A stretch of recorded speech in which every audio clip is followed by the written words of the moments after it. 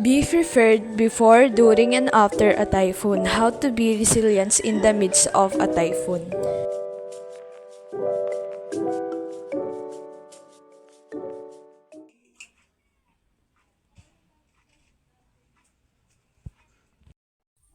May paparating na naman palang bagyo.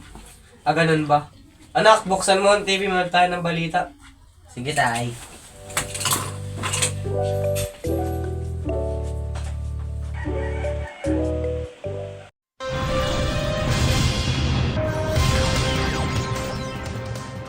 Narito na ang balita mula sa GMA Integrated News.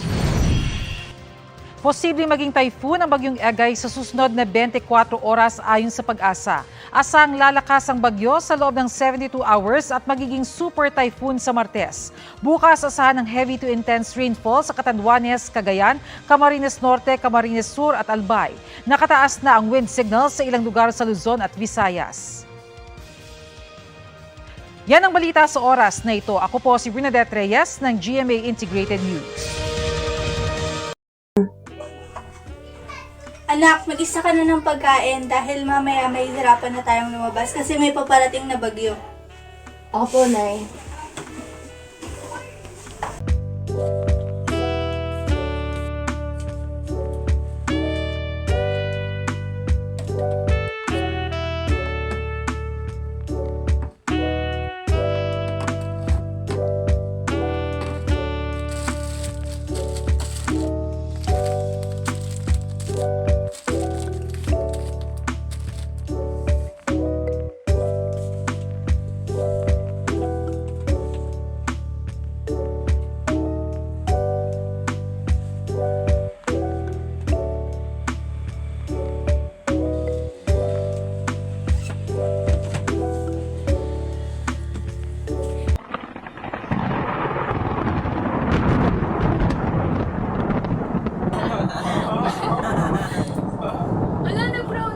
Anak, sindihan mo nga yung kandila. Buksan mo na rin ang radyo.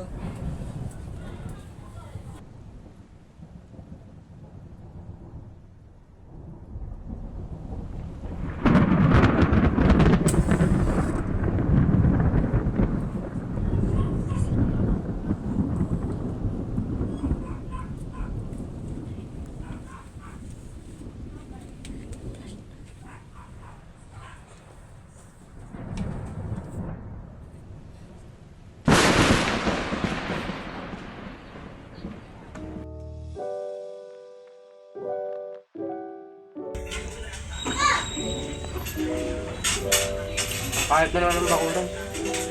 Angel, linisin ng kapatid niyo ang bakuran. Sige po, Tay.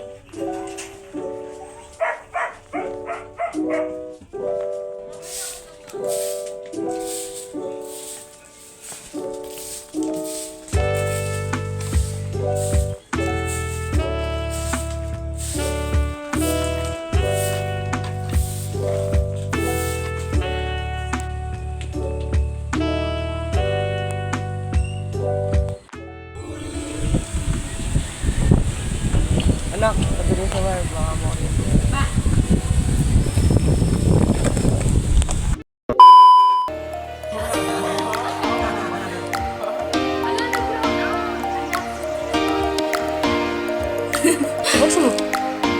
The Bluetooth device is ready to pair. Buksan mo na.